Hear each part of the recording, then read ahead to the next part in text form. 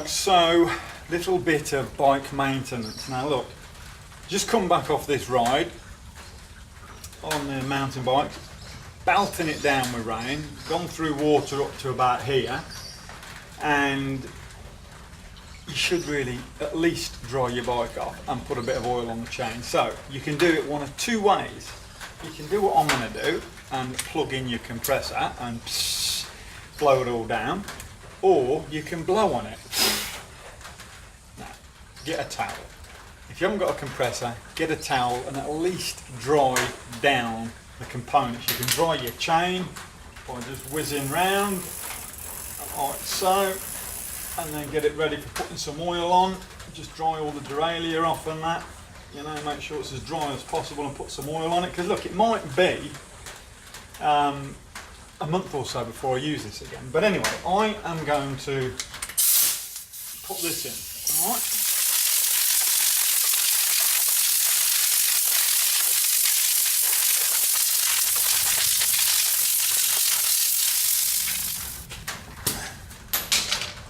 There you go, done. So that is the quick and easy way to do it, okay? And look, it isn't that expensive. Well, I've got a pretty big compressor here. It isn't that expensive to go and buy a little compressor, you know. You can pick them up from super cheap for about 89 bucks, and they come in handy, they really do. So what I would then do is now get a bit of my oil and re-oil my chain, all right? Because if you don't, you can pretty much be certain that it is going to go rusty by the time you actually use it. Put it on the cogs as well. Put a bit over these, just squirt it on. It's all good. Put a bit down there.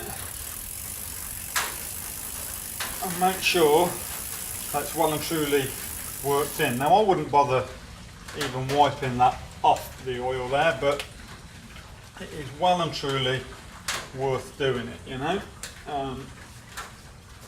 just to make sure it stays nice and clean. And that is it. Takes you literally, I haven't even got out my gear yet, but that literally takes about 3 minutes of your time, and it will make your bike last forever.